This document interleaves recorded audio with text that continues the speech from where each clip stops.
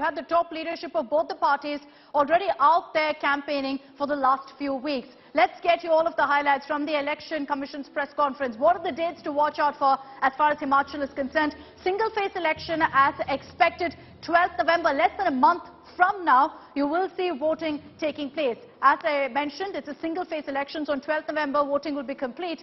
And then it will be a long, no doubt, excruciating wait for result day, because that's on 8th December. These are the dates that have been put out by the Election Commission. 12th November is the day when Himachal goes to polls. Single phase, all 68 seats up for grabs. 55 lakh voters, according to the Election Commission, will be casting their vote. 8th December, we'll know the result of that. So these dates, of course, will be extremely crucial. I want to bring in Preeti Chaudhary again on this. So Preeti, as we put out those dates, you know, the reason Himachal is so closely watched is because it's always been a very, very interesting seesaw battle. It's been the Congress, then the BJP, then the Congress, then the BJP. The Congress will be hoping that's the case this time. Well, very much like that. If you look at Himachal Pradesh, it's a relatively younger state that we've had in India.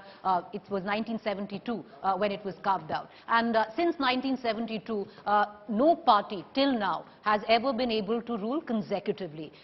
72, there was the Congress, then the Janata Party came in, and ever since 82 onwards, there has been the Congress, BJP, Congress, BJP. This time around, of course, the Congress is hoping to come back. Will it is the big question. Akshita, it's interesting also to break up what the topography and the demography of Himachal looks like. 68 seats in all, Akshita. Yeah. And if we split it, there are 34 which are called the hills and 34 which are from the plains. Politically, I remember I was covering the election last year. It's called the Maidan and the Pahar. The flat, the plains and the hills. Yeah. And the political context to all of this is also very interesting. In the hills, traditionally, the Congress has been very strong.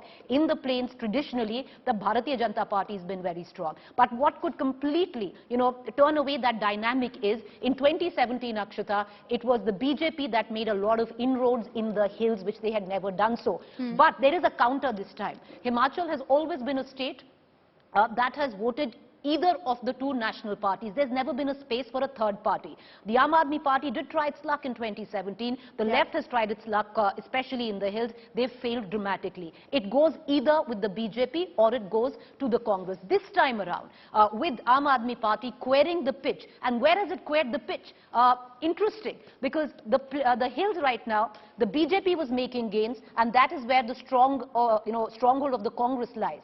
But the Aam Aadmi Party is now making not gains but hoping to make gains in the areas which border Punjab and Himachal, the plains, traditionally which was strong with the Bharatiya Janata Party. Okay. So while it's eating in to the share of, say, the Congress in Gujarat, in a state of Himachal Pradesh, it's going to be damaging the BJP more because it's hoping to make inroads in the plain area. But having said that, the Aam Aadmi Party's campaign hasn't gone as planned. In many parts of the hills, they're not even going to get contestants to actually fight on those seats. So it will come down to be a direct fight between the Congress and the BJP, and the spoiler in the plains, could very well be the Aam Aadmi Party. In terms of Akshita, there is a leadership vacuum on both sides.